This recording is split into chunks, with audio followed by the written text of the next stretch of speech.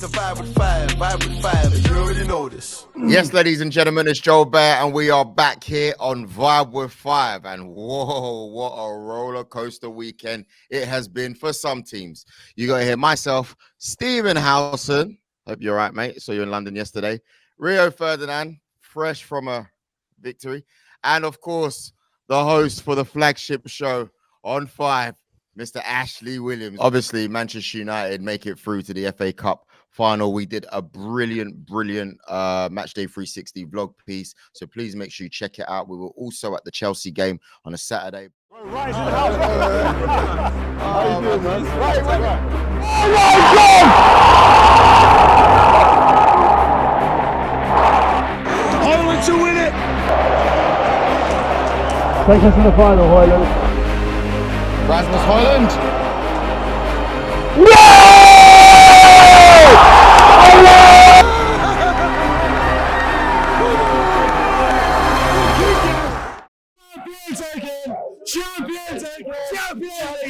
Champions again! Bringing it back, man. Ten Hag. Joe, you only get to go to Wembley to watch Man United these days. What's going on? Are you That's right? not true. That's not true. These days. Joe, answer me this question truthfully. How many United games have you been to and how many Arsenal games you've been to this season? Oh, shit. I've been to way more Arsenal games. You've been getting onto me for always being in the box. Exactly. To be fair, you are missing out on stakes galore every time I see you at a game now. Yeah, but that's the way, man. Like, you know, it's it's comfortable, isn't it? No, I was put in the area to be in lounges. I thought that's what we did on Five. Steve, Yeah, he was all the way up there. I thought he was in the Bernabeu, bro. Did you see him yesterday? Steve had binoculars. Was you in the box this weekend, Joel? Yeah, I was. Of course he was in the box this weekend. You think he goes to a football game without a padded seat? Are you insane? Did you see my steak? Did you see my steak? You still look nice, boy. I had lamb chops. It looked better than my lamb chops. Lovely stuff. Lovely stuff. Anyway, guys, let's talk about this game, man. Steve, I heard your review this morning at like 5 a.m. and I was cracking up. Steve said at 3-0 up, you should be so comfortable that you should be able to put him in goal and still win the game. I couldn't believe it, man. Talk to us, Steve. Right, before we get on to that, I reckon Antony's salary is probably more than the combined total of the entire Coventry squad. So sort your fucking life out, cupping your ears to them after you beat them. That's an absolute disgrace. Go and shake their hand and say, nice one, whatever. You did nothing to put United over the line in that game. You need to go and have a look in the fucking mirror about the performance level that you've been putting in.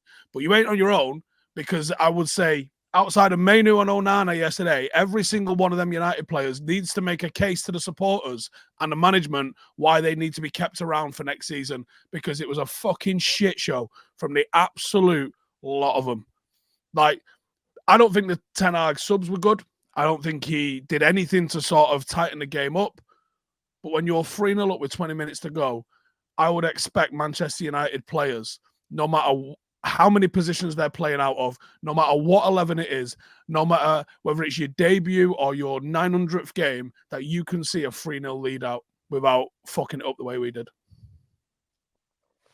We make it easy for teams, mate. We make it easy for teams. We play transitional football, which is so open that if any other team has got a pair of legs on their team, they get in and go against us. They get through our midfield far too easy. The spaces are massive. One of the goals yesterday, we were on the attack on the edge of their box. They get a chance at the other end immediately on the back of it because they go from back to front so quick. It's like 1, 2, 3 passes. Within 3 or 4 seconds, they're at our goal and Arna's under pressure. For Man United's goalkeeper to have faced the most shots in the European top 5 leagues, I think it is now, of any keeper, it's an embarrassment. But I think that's a good point you made there about Antony, maybe, and it's just understanding like the environment, understand where you are. Like, it's Coventry. Like, yeah, a couple of your ears, I get that, to a big team or to when it's been really feisty game and you've been involved in all the feisty moments or something, I get that. It weren't even that. But I just feel we've got a team that sometimes, a lot of the time, don't understand where we're at and can't manage any situation in a game.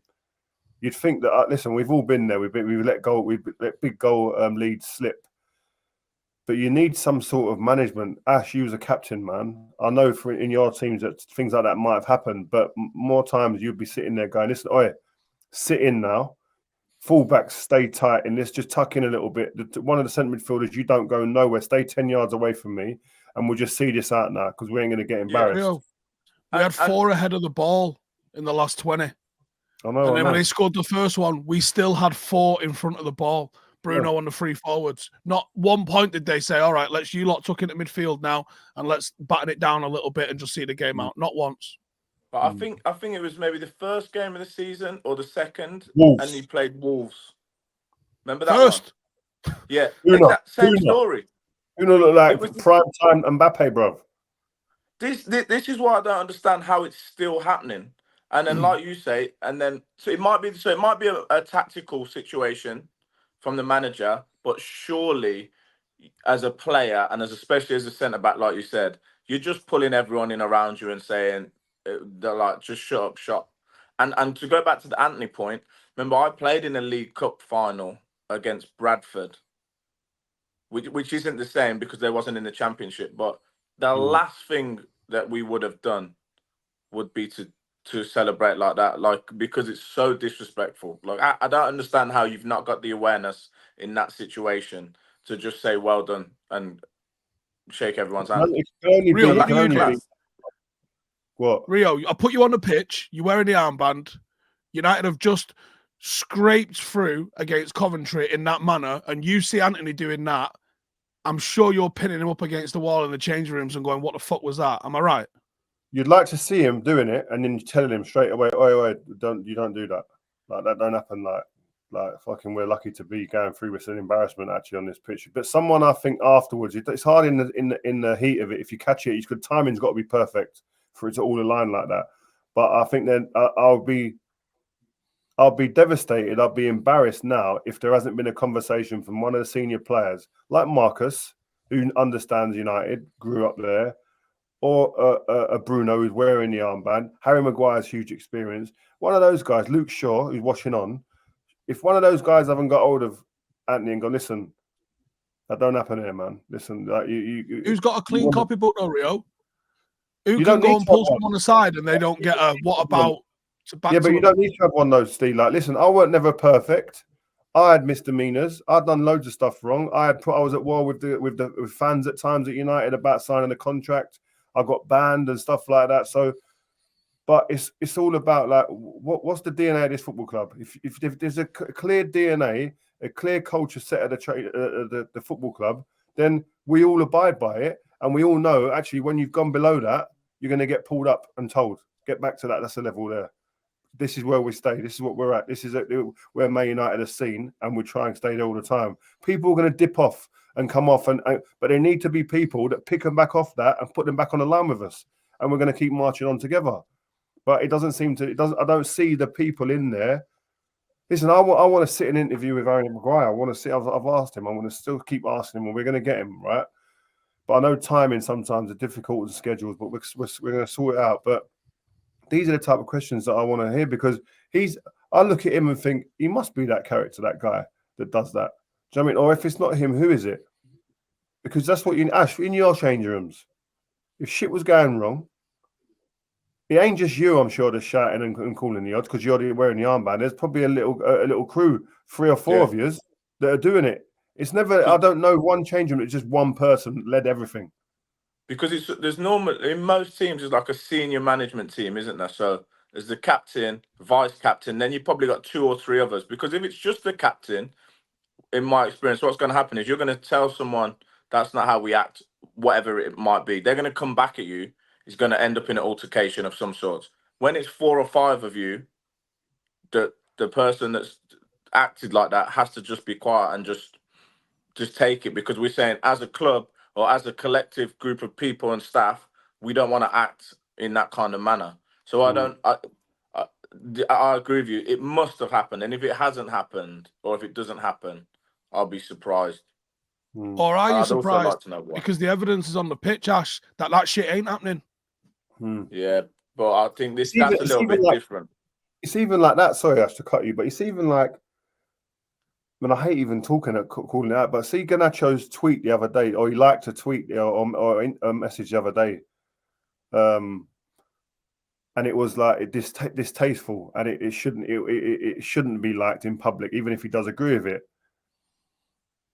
The culture would set whether that kid makes that decision or not normally.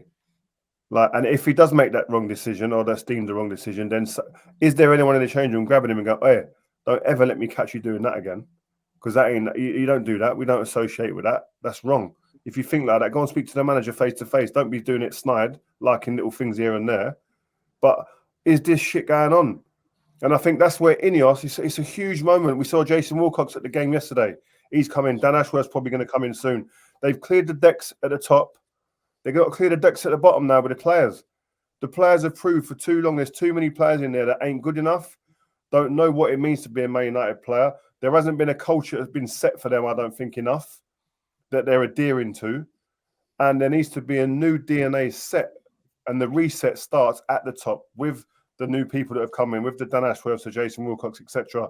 That Ineos DNA needs to come in and be very clear, and that will just filter down through the club. And then they have to make the decision, is this manager the right person to start implementing that? And what players are we going to have spearhead that are here, right, ready, and now? And then who is going to be getting in the shopping basket to get out?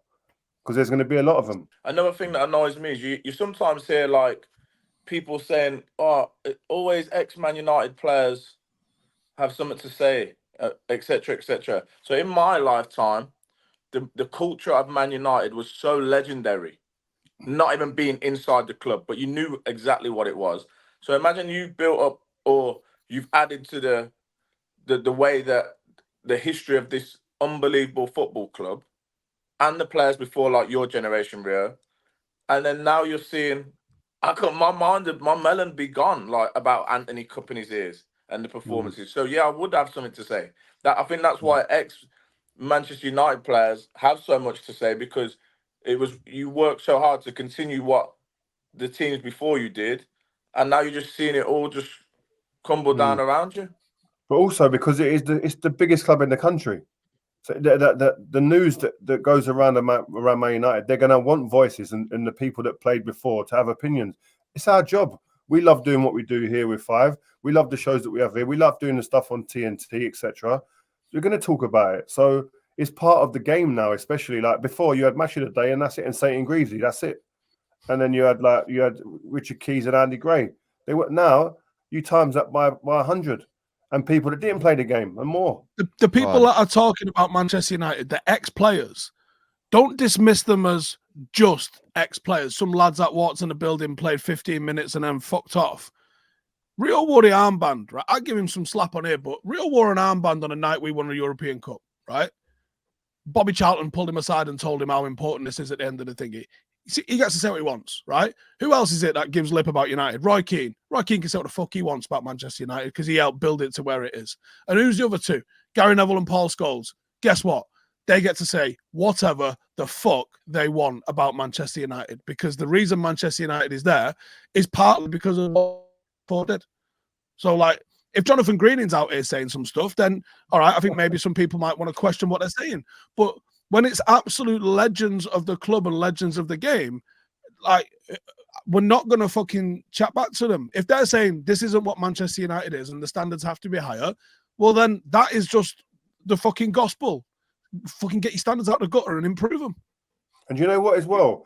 I'm sure in the change room, behind closed doors, when these players look in the mirror, they're going, you know what? We ain't been good enough. But I understand it's hard to hear. Ash, we both play this. You don't want to hear people talking negatively about your team or you as an individual. But we're all grown ups. We're all man enough that when it is going wrong, and you look at yourself and going, listen, I'm probably not doing as much as I should be. I ain't been good enough. You have to hold your hands up, man. And it's just because there's a lot more media now. The noise is louder. But that's just the life you're living in. The more media, it's louder. It's probably harder to deal with. But there's more money in the game as well.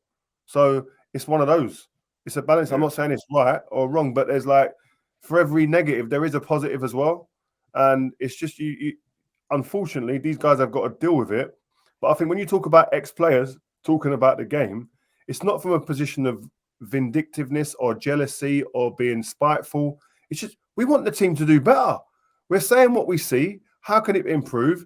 And what should be done maybe from the outside and trying to relay that to the fans. That's all we're trying to do. We're not personally attacking players. Well, we don't ourselves. Steve might have in the past with a couple of individuals. But we there might don't be some coming this week as well, Rio, to be honest with you. What? There might be some coming this week and all. Shower of shit. Go on, Joe. I know you've been trying to get a question out for the last 10 minutes. You know what? First of all, I just want to say, wow, this is an absolute madness. I'm sharing this video to all my mates. Secondly, I want to say, Ash, Rio mentioned the manager near one of these combos here. What do you reckon happens now with Ten Hag? Because I was talking to the fans outside the stadium, and some of them were saying, if he wins a trophy, give him some time. Some others were saying, just end of the season, get rid. I'm saying, like LVG won a trophy, they still got rid of him. Well, I'm interested to hear your thoughts. Well, I asked Steve this question last week on our show, but because my main concern, and I touched on it before, regardless of the trophy, if I was a Manchester United fan, what my concern would be, and regardless of the personnel on the pitch, still up to now, me personally, I cannot see what Erik Ten Hag's team are ever trying to do consistently week in and week out. So that would be a reason for me to be looking to change manager, because I see managers with probably less capable players performing in a more consistent style week in, week out, at least. Pardon? Your team, bro. Your team. Roberto Martinez. Yeah, exactly. Brendan Rodgers. These guys come in and made these guys ball out and play football in the Premier League and pass teams off the pitch. I couldn't, like, even watching Everton yesterday, I can see the style. Some people might disagree or agree or like it or not, but you can see what Sean Dyche is trying to do. And the same goes for most teams, but with Manchester United, I just don't get it. I don't get, are you in possession team, out of possession team, counter-attacking team? It could be anything from week to week or nothing. So that would be my concern about Erik Ten Hag staying on. And it doesn't matter really what type of players that he's got. I just don't see what he's like. I know we talk about football philosophies and all these types of things now, but what is the style of the team that he manages? I don't get it. What about the injuries? The injuries. Right, listen, the injuries are real. That's fact. The injuries are real. And you've seen when certain players are injured, the drop-off can be quite drastic. If Manchester City lost Rodri for a few months, they might be scraping Europa because their record with and without him is absolutely bonkers, right? You're laughing, Rio, but prove me right. You know what I mean? City literally prove you right with that, don't they? They don't win when Rodri don't play. So that's not Ten Hag's fault, but it's still his responsibility because like we've all said, from that Wolves game at the start of the season, we went, fucking hell, United are a bit open. And then every single week it's been, are we going to fix this? Like, are you telling me we haven't had a single training session where he's gone, lads, do you know that? Like, big gap in midfield. Does anyone want to sit in that just for 20 minutes and just like lock it down just a little bit? That's where I think you got to question the manager. You have to question, okay, so there's been problems. And yes, if you had your ideal 11, would this go away? Maybe, right? Who knows? Maybe. But you're not going to have your ideal 11 every week. So you have to have something to fall back on. And that's where your principles come into. Louis van Gaal popularized the word philosophy. But ultimately, it's like, what is your game plan? How are we going to play? And it shouldn't necessarily matter too much. Obviously, if you've got your best 11 or if you're bringing like 9 lads through from the academy, it is going to look a little bit different. You might want to maybe go a little bit more defensive, like you should have done in the last 20 minutes last night, where you maybe get behind the ball a little bit. But every single game is the same. We concede far too many shots. We're completely open transitionally. We haven't got a game plan when we're playing out, and we're trying to play out gameplay through the likes of Scott McTominay. Guess what? I can tell you it ain't going to work. And if I can tell you it ain't going to work, what are all the professionals doing at Manchester United? All the analysts, all the professional coaches, guys with decades and years of experience. Are they all just looking at this and going, yeah, we get Martinez back and this will just fix? Because that's fucking insane. But Steve, like, I get we had lots of injuries, yeah? But if we were replacing those injured players with Sunday League players, I'd get it. We're bringing in national players, you know. We're not bringing in anybody. We're bringing in international footballers to come in and replace the injured players, right? Or very experienced players, or players that are wearing Man United's badge, so should be of a good standard. So that's why I can't really get my head around. Oh, we've got a lot of injuries. But if you've got a lot of injuries, where are those players when you're training the first 11 then? Because surely they should understand and know that there is a way that we play and it's implemented throughout the club. You look at, and I hate using them as an example because it's Man City, but you look at Man City's teams from top to bottom, to the youth academy, under 7s, under 8s, whatever it is, all the way to the top. They all play the same way. The players that come into the first team, it's just a physicality issue.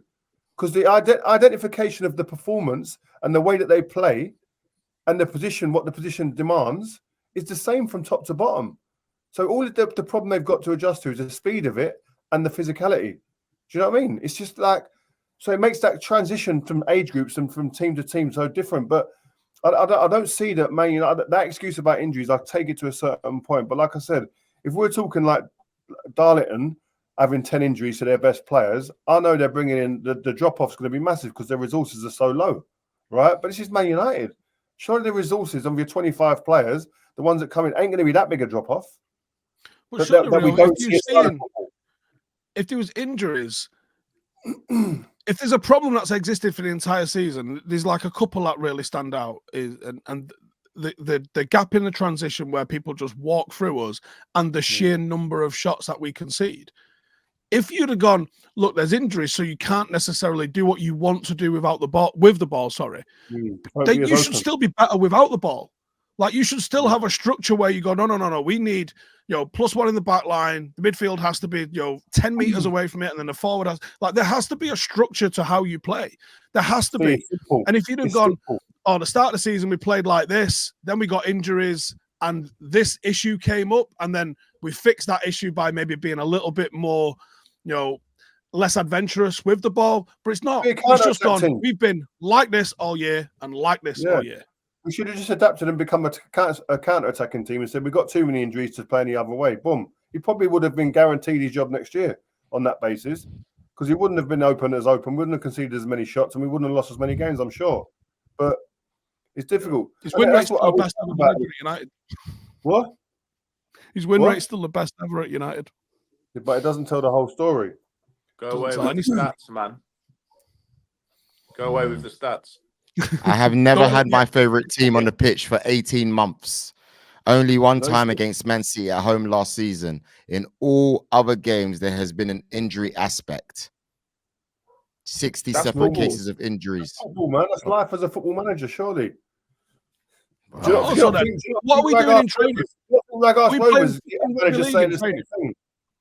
He says the same thing. He says, fucking old geezer, he was at the pub last night, didn't turn up again this morning. Can't believe it, my number 9. Every week it happens up and down the country. Why are they getting so injured in training? Are we signing injured players, or are we doing Murderball every week? You're not doing Murderball, I guarantee that. Oh, I watched that once, right? Have you seen that? Yeah, I do it every year with my lot. I watched this Murderball at Leeds with Bielsa. I was lucky to go in and watch. Bro, it blew my mind. What I saw. Took us through. Leeds training. I was on an elevated area where the cameras are watching training. They obviously film every session he does. He's like Rain Man to training, Bielsa. And I got invited to go in and watch. And they do like a 11v11. And it's like man-to-man all over the pitch. And it's just like a free-for-all. Should I explain the rules so you can explain what it looks like? Go on then. Yeah. So they don't have fouls, and you don't have corners, throw-ins, or anything like that. Now, people think it's to make it like aggressive and physical, and so you kick the shit out of each other. And it kind of is, but it isn't the reason that you do it. So if the ball goes out, say, at like your left back spot, they'll throw a ball in at like the opposite right wing. And the reason for that is so the entire pair of teams transition over to that area. So it just keeps you running.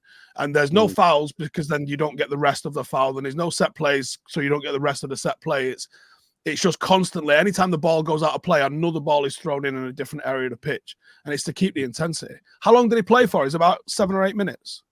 I think it was like 4 sets of 5 minutes. So they'd done it, and then he'd change, then he'd go in, and the coach would speak after 5 minutes, then and it'd implement something else, a new rule, or this is what I want to see in this.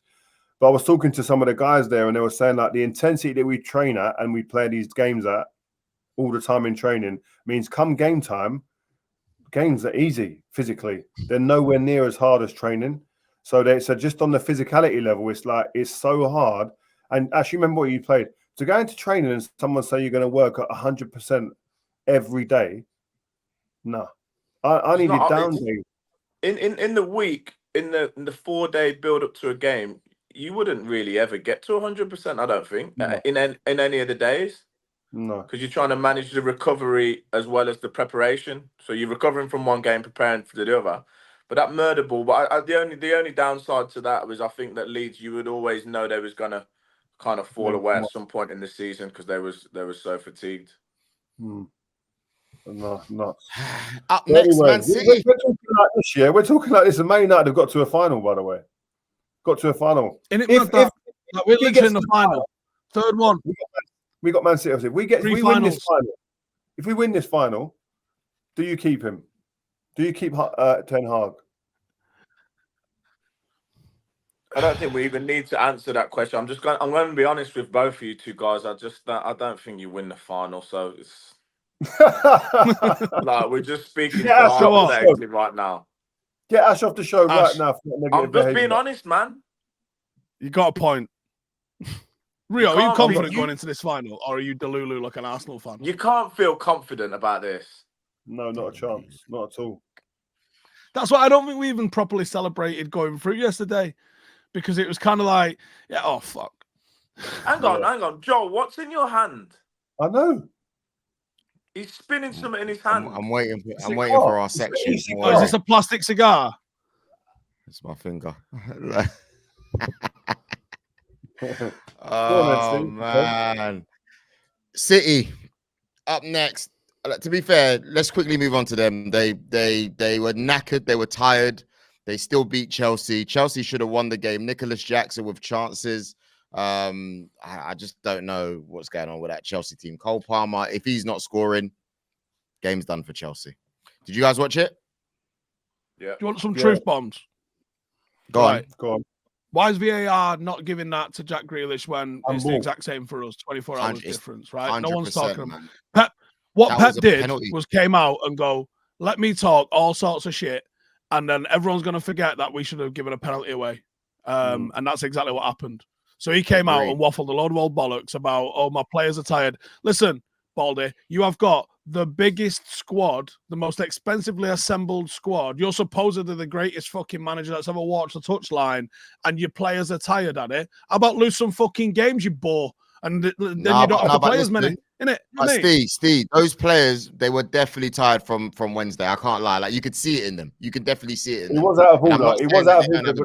I don't understand why they didn't play on the Sunday. That was out of order, I thought. Yeah. That was out of order. There's no excuse for that. Like, it's crazy. City's next game is like on Thursday.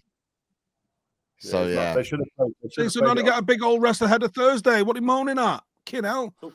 So what truth bombs did you actually give us there, apart from a little rant? Yeah, that. Yeah, Grealish is a penalty. Jack Grealish situation is a penalty. Nailed on. It is. Nailed on. Why, how are they not giving it? And Chelsea were better than City. VAR's, I don't know, man. I weren't one for technology anyway, right? But it's meant to simplify the game and clear up all the grey areas. I don't know what the hell. It's making it even more of a murky grey area. Like, there's some obvious shit that's going on, and it's not. Do you reckon it was offside yesterday, Rio?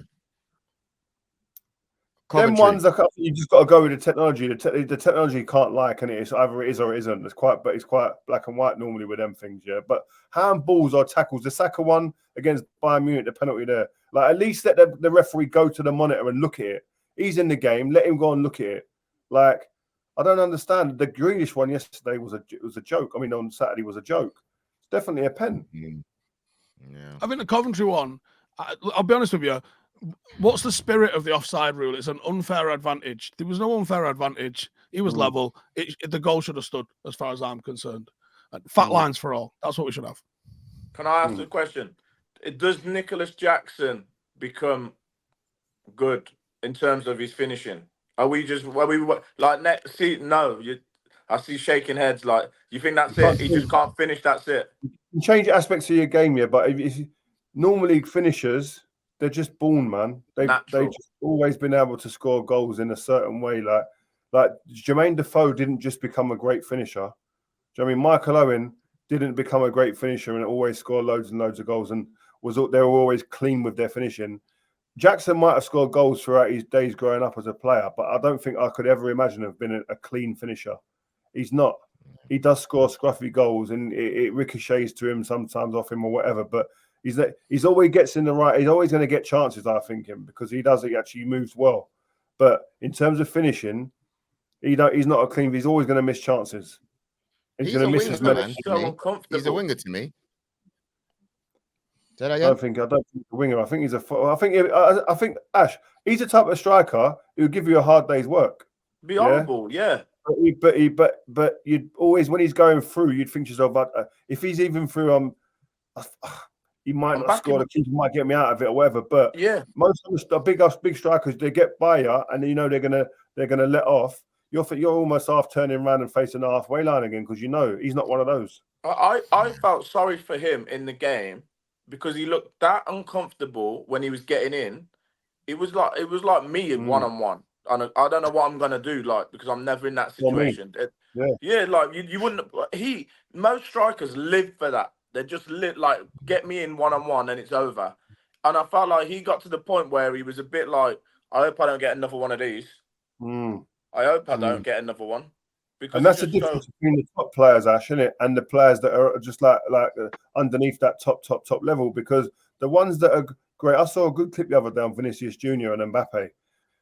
Now we always see they're great bits, yeah, but in a game where they score a goal or they do an unbelievable move when they create something, they may have had 6 or 7 other situations identical to that where the ball went out for a goal kick or the ball went out for a corner or they got dispossessed. But the big part of that and the common denominator between the big players and the separation is that they don't get disheartened from those failures and those small failures within games. They continue to keep charging at the same intensity, the same mindset to go and achieve and to do and create something or score. The ones that aren't so good, they become timid. They become shells of their previous self rather than still going, no, I'm here. Give me the ball. It will come good. It's such a small thing in from the outside, but it's so huge, man. The difference is the difference. That's a good point. Not a good week for English teams in Europe. Now go back on VAR. Have you seen what Nottingham Forest have come out and said? Oh my God. That was an unbelievable statement. Unreal. Can you read it out, Steve? Do you want me to go on a 5 Instagram and read it out? The league have come back out and said you never asked for him not to be on the game. What? Hang on, let me find it. What did you say? They asked for him to not be on the game because of who he supports. No, they never asked. Yeah, for him not to be Luton fan or something. But the league have come out and said. The league have come out and said you never asked for him not to be in charge. Oh. Well, so you've got to ask first. Nottingham Forest tweeted 3 extremely poor decisions, 3 penalties not given. I mean, 3 is a bit of a stretch. There was definitely a penalty in there. I don't know about 3. We warned PGMOL that VAR is a Luton fan before the game and they didn't change him. Our patience has been tested multiple times. Nottingham Forest will now consider its options. What's your options? Exactly. Fucking tweet about it or shut up and fucking take it. You ain't got any options. What's your options? Points. Yeah. Mad. No, I don't think they should. As a club, I don't know. It's a bit strong as well. 3 decisions as well. I don't know about maybe 1, maybe 2, not 3. I can see why they're aggrieved because there's definitely a penalty. One of them's for me is a pen, but there's got to be a different channel that you go down to communicate that. Nice Twitter. Have you not seen it? Jadon Sancho taught us that. Get on Twitter and fucking start bitching about it. See what happens. Hold on, listen, Ash. Every single club could do that. Every single club at some point in the season would feel that aggrieved that they'd think, you know what, I need to go on the socials to do that, but they don't do it. Do you know what I mean? They've all had bad decisions against them. Yeah. Like imagine a player in that Nottingham Forest team who got the hook or was on the bench decided to act like that. Over. Like how they would be fuming with him. Sancho, you have to go Bundesliga. It's bizarre, isn't it, that they've took that course of action to, like, I don't know, man. I don't know what. There was a penalty in there. Let's be honest. I think the one where I'm not sure which 1, 2, or 3, but the one where he slides. Oh yeah, 100%. I think that's Stonewaller. I don't understand how seen your mate Rio this morning. Ashley Young tweeting Crimea River. Yeah. Ash is mad. He is mad. But that's a great result. That's a 6-pointer down there, man. Big result, that. Big win. Big result. Forest, I think, are playing everyone down there, isn't they? It's one of their first of playing all of them down there. I think. I'm not sure. Go on then. Speaking of teams that aren't winning anything this year, how'd Arsenal get on this week? Before we go to that, we'll talk about teams knocked out of Europe. City obviously knocked out. Arsenal with a small mishap. Back next year. Liverpool knocked out. Newcastle obviously knocked out in the group stages. West Ham out as well. Brighton, Villa. It's not really. I thought you were going to beat Bayern Munich. What'd you say? I thought you were going to beat Bayern Munich. I said we were going to give them a hard game. When we were saying the season is over, you're like, well, it's not over, is it, Steve? Because if you look at the table, we're still first. Right. You're not winning the league, are you? Well, we don't know that yet, though. No, we do. No, we don't. We do. Do you think you'll win the league now, Joe? Do you think you can win the league now? Why have you got a cigar? Because you're back on top. Why does this bother you? When will you fucking learn? You was in black last week. You was dressed all in black. Like you was in the mall. You got a cigar on. It was a bad result. Sometimes high, sometimes low, like Steve says. And this week I'm feeling high, and deservedly so. We went out, we beat Wolves 2-0. Any other team would have crumbled. We were tired, just like Man City. And we did well, man. We got a result. It's not easy to go over there and win. If City just decide to win their final games, you don't win. If you drop 1 point, you don't win. Do you understand this, right? No, even if you win all your games, you still don't win. Steve, there's still twists and turns. Jokes aside, yeah, there's still twists and turns of this league, man. I think it's wrong when everyone goes, oh, but City are going to go, they're going to win all their games. We don't know that. They're not the same City as last year. Apparently Liverpool were going to go win all their games. They didn't win last weekend. Anything can happen, man. So I'm very optimistic. Obviously, we got Chelsea tomorrow as well. You see what though, right? I understand and I agree with you. You must be optimistic. You have to be in the position that you're in, but not with a fucking cigar in your mouth, bro. That's the difference. That's the point we're making. Be optimistic. Be hopeful. The cigar and optimistic do not go hand in hand. I had a cigar yesterday. We had Heady one in, right? And we're talking to him. We're like, look at what you're doing. He's sitting there with shades on and his cigar and having a sip. If it had just sat there and gone, listen, I'm really happy where we are. Let's see how it plays out. No one would have an issue. No, because you know what it is, yeah. The cigars, the fucking. You've got to enjoy when you are. You might win something again when you've not. Like all of those things. I agree with you. Right, hang on. Are we looking at it incorrectly? Should we be looking at it and going, at least the Arsenal fan base go big, however they feel, up or down? Maybe that's a better way. More entertaining anyway from the outside. Oh, it's entertaining. Actually, it's a mental illness. Let me tell you, Ash, yeah, we don't know how long these waves are going to last for. If you asked me 2 seasons ago, did I think we were going to be competing back to back? I would have told you no chance, bro. But now we are one of the best teams in the league, and we're just trying to edge forward to the finish line. And I'm going to support my boys the whole way, man. You know, the biggest mistake you can make, right, when it comes to supporting a team is going too big when things are going well and being too low when things aren't going well. You have to have balance. You need balance. Do you think like? This is why you get hammered all the time. This is where the Arsenal fan base get hammered, because this is the prime example. I was at Bayern Munich game at the Emirates the other day. Martin Keown looked round at me and went, Rio, the atmosphere is back in it. Look at it. Look at it. Look at the Emirates, Rio. And I went, you know what? You're right, you know. It feels different. They're singing, it's loud. The atmosphere is there. Joel even said it. The atmosphere is unbelievable now at the Emirates. I said, yeah. Then they lose the game the other day and the place emptied before the final kickoff. Yeah, It but was that empty. happens. That happens. was Your Man United fans left the stadium yesterday when Coventry We're talking equalised. about your home ground. We're talking about your home ground here. Doesn't matter. From 3 days before being full at 96 or 97 minutes, yeah, because you're in a game and you're doing well and it's rosy. So when you're losing a game at home, to go in, oh God, get out of here! I can't suffer this shit anymore. It's too up and down, bruv. If you had a mate who you saw him on a Monday and you're like, how's it going? And he's like, yeah. And then the next day he's like, you tell him to go seek fucking help. Wouldn't But you? it's not a mate though, is it? It's my football club. And don't act as if we didn't spend 45 minutes here drowning in crying me a river Man United tears. So let's you talk about balance. When have we You been lot high need this to year? balance it out. Like, it's been fucking low all year. We're consistent, man. Yeah. Last year, Casemiro was the best thing since sliced bread. Your fans want him out now. How about that? That was last year. Not last fucking Monday. Yeah. Guys, anyway, I'm very confident. No, you're not confident. You're fucking deluded. We No, told I you am this already. confident. I am confident. I was sad the other day, but where's Vio going? I'm generally confident. Ash, let me ask you, yeah, and I'm asking you because obviously we don't always get to have you here on Bible 5, so it's good to get your opinion. Are Arsenal winning the league, yes or no? And we can go through the fixtures if you want. Actually, that'll probably make it better because I want to get your... Spurs are going to stop you. Hold on, Ash. Let me read out the teams for you.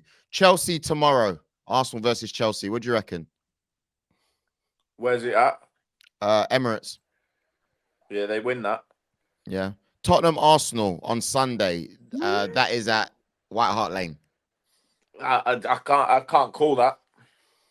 It depends what Arsenal is it. You're a bit more. You've got a bit more about you now, but like you are liable. Do you know what I mean? For your ass to drop out at any point. Okay, so are we winning that? Yes or no? What's the score? What? Draw, win? I don't want exact scorelines. The draws are going to kill you. A draw, a draw, and then you don't, and then City go on and win everything. And then you're dressed in fucking like you in My Chemical Romance on Monday. Arsenal versus Bournemouth. Arsenal versus Bournemouth. Coming in like Avril Lavigne. Arsenal win the Bournemouth game. Fucking Man United versus yeah. Arsenal at Old Trafford. I think United beat us there. Huh? Rio, let him be the deluded one. You reckon United beat us? I just think the big games at Old Trafford, like we saw against Liverpool, Man United come alive, bro.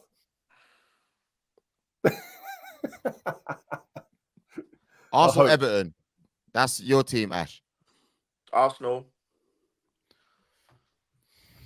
You guys better hope we don't win this league. Because you see everything that you guys have said in the last few weeks. No. I don't want to hear no backtracking. I want you to win the league. Nah. I'm gonna move like Drake. I'm taking everyone on, bruv. Every single person is gonna. Yeah, he usually gets it all wrong as well. I'm Kanye. You. Don't worry, I'll be Kanye. Yeah. Oh man. What a place to be when all your rivals are competing for something. But you. But you're not about the FA Cup final, Ash. Honestly, the oldest cup competition in the world. If you was gonna win something, no, you sound like an Arsenal fan now. And when I say it's a problem. It's true. Don't say that, Steve. Don't let that come out your mouth. Steve, the Lulu. I got to talk about another one thing. I remember when this game used to be the biggest game and everyone was looking forward to it, but we could be getting back there maybe if they sign one or two players in the summer, Barcelona. But the El Clasico this weekend, Jude Bellingham steps up. Yes. And becomes the game winner, the match winner. Like, can we just do a little segment on how good is this guy? Yeah. 3 matches, 3 wins, 3 goals, 1 assist, 2 match winners against Barcelona this season. Nuts. Crazy. And do you imagine how big that game is over there as well? It's a huge game. No matter when you get it, what the teams look like, it's a huge, one of the biggest games in the calendar and anywhere in the world. But for a 20-year-old to be doing what he's doing, I said this the other day, I was speaking to Cannavaro and Seedorf at the game in the Champions League, Real Madrid, Man City. And they were saying, like, do you realize, like, for a young player to go into a club like Madrid, we've been there and seen experienced world-class players or deemed world-class coming in and be swallowed up by this club and spat out. Like this kid, there was going, we can't believe how good this guy is. What Look what happened to Eden Hazard. Perfect example. But he's gone there. One of the crazy things they said is that we don't know if people understand it, but he's actually took the number 5 shirt. And it was like, do you realize how big that shirt is, how heavy that shirt is with Zidane at the club? Madness. It's crazy. Like, so just having the actual look at Mason Mount, and he's been injured. I know it's a bit different, but he's took the number 7. It's a heavy shirt at Man United. It's a hard shirt to carry, man. Antonio Valencia said, "I don't want it. Don't give me that shirt."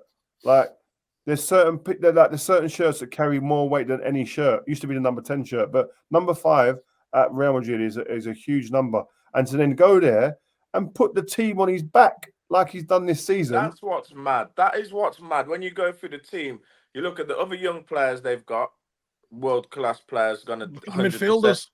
That they're going to have like unbelievable careers. Then you look at Modric, Cruz also in there, and he's gone in. I feel like he's one of the only players of this day and age that like absolutely looks forward to the pressure and the potential of the game and loves it, like genuinely. Even like against City the other day, he's having a little tear-ups here and there, like little bits of beef and scuffles. He loves it. It's like as if he's playing grassroots in an under-15s with his mates, like against the other council estate over the road, and he loves it. He lives up to it.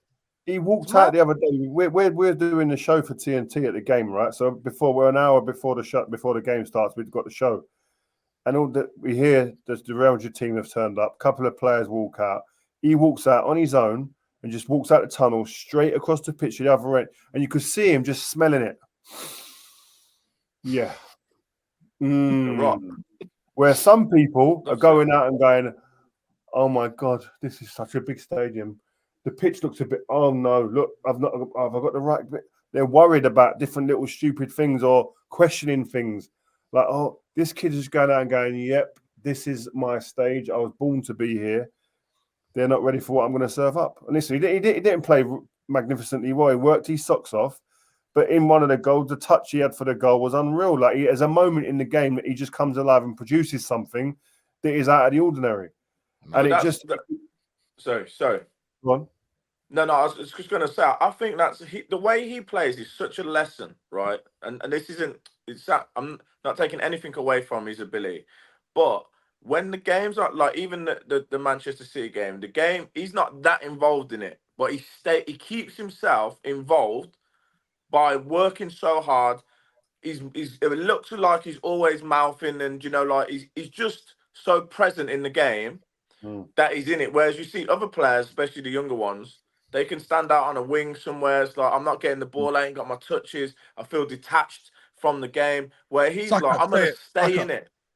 Pardon? Saka, just say it, Saka. No, I'm not saying that about Saka. No. But what I'm saying is, he'll give a foul away. He'll get fouled. He'll be round the ref. Do you know what I mean? He's demanding the ball. He's back in the fullback position, helping out his fullback. Like, he stays in a game even when it's not perfect for him. And I think that he enjoys that part of the game. And it's so different to majority of his age bracket right now. Ash, he's got 21 goals, 10 assists, not including the all-round play that you're talking about. My man right now is... The cameras, were all focusing. You know, when like there's the match build-up, the cameras were either on him or Vinny on Real Madrid. Like, to do that in your first season when you got those other big superstars, crazy, man, crazy. You don't care, man. He loves it. Yeah, I just want to address something really quickly. I was going viral this week online. Shout out to a guy called Matty Farias. He's a Brazilian content creator. We've actually been talking in the DMs, because it's been, they've just been sending me things regarding the Rodrygo and Saka debate that we had. Obviously, we had Pereira on the show, and it's just gone wild. Check out the Pereira interview when you can. And I just wanted to clarify my Saka is better than Rodrygo comments. What I actually said was, this season, there's no doubt that Rodrygo is better than Saka. I mean, I didn't say no doubt, but I said this season Rodrygo is better. But I just want everyone to like conceptualize that Saka has actually had to carry Arsenal for the last 2 or 3 years, and could Rodrygo have done that in an Arsenal team? Questions to be asked. Where's he carried him to? Fucking third, fourth. Well, it looks crazy right now. But when Rio said 2.5 months ago, alluded that Foden was better than Saka, there was a large amount of people that disagreed. But football, two months later, Rio's looking hella right. So last year I would have looked right as well. You know, it's just the way it's gone. It looks like Rodrygo's way clear of Saka, but it's a closer argument than what people are saying. Shout out to Matty. Last year it would have been a closer argument, you think? 100%. Because have you seen his goal involvement records, goal and assist in the Champions League? Seen it all. We haven't even seen Saka in the Champions League. That dude is missing. Yeah, but it's still his best goals in this season, though, Steve. You know what, Joe? No one's discrediting Saka. Yeah, I'm not. I think Saka's top, and I love him. And I think that he's playing too many games for his age already. I think he's needs to rest, right? But it looks like he's got fucking arthritis the way he limps about the gaff. Listen, Saka's been like ridiculous. The consistency levels he's shown. He's been Arsenal's talisman. He's been Arsenal's go-to guy to get goals for the last 2 years, right? But we're not talking like, just in isolation about Saka, because I could wax lyrical and be positive and talk everything about him. But when you're doing a comparison against certain other players, then you're going to pick a side and you're going to go, no, I fancy this player more. I think he's better for these reasons. What's wrong with that? Arsenal fans can't accept that. I don't understand why. I think you're right. No, I think you're right. And I think Rodrygo is better, but I think the argument is not as wild. It seems wild this season because I don't think Saka's been at his best, probably carrying an injury. Maybe, who knows? He's been limping a bit. But I think sometimes people go like this. Woo. It's like when we did the Foden and Saka talk, Rio. It's like it was like, woo. But it wasn't crazy to say it. That's all I'm saying. When you listen, I like to see this, you know, in certain people, we can have opinions, right? And me and Ash played football, so our opinion is more valid than anyone else's, right? But also, when you consider somebody that's played with a player and played against somebody, that's again another level, right? So you look at that and you go, Pereira, when you mentioned Saka, because I didn't even think about Saka when we're talking Rodrygo, right? And we're talking about Brazilian players that he played with in the national team. And then when you threw Saka in the mix, I just shifted my eyes straight to Pereira. And I thought, what's his reaction going to be? And my man was in disbelief. He couldn't believe he said Saka in the mix. What did he say? He said, that's your opinion. What did he say? He said, like, that's your opinion. It was the most dismissive comment to say, don't even bring it in. Can we put his reaction in? Don't bring this name into the conversation. The way he said that made me go, you know what? Rodrygo is the real deal. I think Saka, maybe not this season. I think this season. But he's tired. What do you think?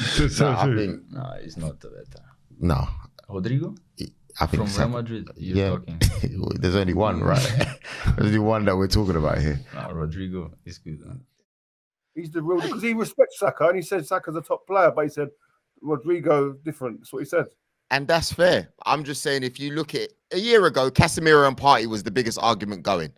Now, no, in your head it was. No, it was going. It was going. Now they want Casemiro gone. You know, but Partey's played 2 minutes of football, bruv. And that's why some fans want him gone as well. So it's just how football goes. You're talking like the levels have changed. Yeah, Casemiro is still better than Partey right now. That hasn't changed. I wouldn't compare the two. It's been an awful season. It's not even worth comparing, Steve. Honestly. Pick up players. But anyway, listen, Liverpool won on the weekend, trying to keep up the pressure. Pressure FC. Klopp trying to go on. They're on the same points as you. We do this for Liverpool, but not for Arsenal. Pressure FC. This guy's funny, man. Joe makes me laugh, man. Pressure FC. Obviously, Luton getting slapped up 5-1 by Brentford. Well done, Brentford. Sheffield United getting slapped up by Burnley. Well done, Burnley. Nottingham Forest, obviously, we spoke about them and Everton, 2-0 Everton. Crystal Palace beating West Ham 5-2. They left everything on the pitch against Bayer Leverkusen. Yeah. You get tired, you know? By the way, Bayer Leverkusen, where does this rank as the greatest achievements if they finish it unbeaten? It's the best. Definitely near the Invincibles. No, because is it a bigger achievement than when Leicester won the league? Yeah, it will be. Yeah, because they're doing it in Europe as well. They come out of nowhere. They're doing the treble, bro. If it's Europe, then no, you know what? Yeah, I still think Leicester's is bigger. You know what? They won the Premier League, and that's it. No. If do you know what it is? Yeah, that Premier League for me. They were competing against Arsenal. It was a fucking tap in. What are you talking about? Spurs as well. Spurs. Leverkusen are beating. There you go. Two absolute winners. In the league, they won the cup domestically. Then they're going to win in Europe in Europa League. Like. Sorry, are they unbeaten as well all season? Yeah, you know what? every Yeah, you're right. competition. You're right. You're going to win everything undefeated. It's not just a win; it's They an scored unbeaten. Leicester won the league. Leicester won the league. It was tight, and they had no Europe. Right? Yeah. They just had the league to play for. They bottled it in the cups. Leverkusen have come out of nowhere. They've dusted off Granit Xhaka after you lot kicked him to the curb, and they're bopping every fucker up and down Europe. And they're doing it undefeated. Harry Kane went there, broke all sorts of records with Bayern Munich. They think they're moonwalking to their 12th title. 12 titles, Joel. 12 in a fucking row. That's how dominant Bayern Munich are. And Xabi Alonso went, nah, watch this. Xhaka in the 6. Bosh. Steve sounds like he's going to hurt himself, you know. I've got to shoot. So aggressive. I've got to go. Steve sounds like he's going to hurt himself.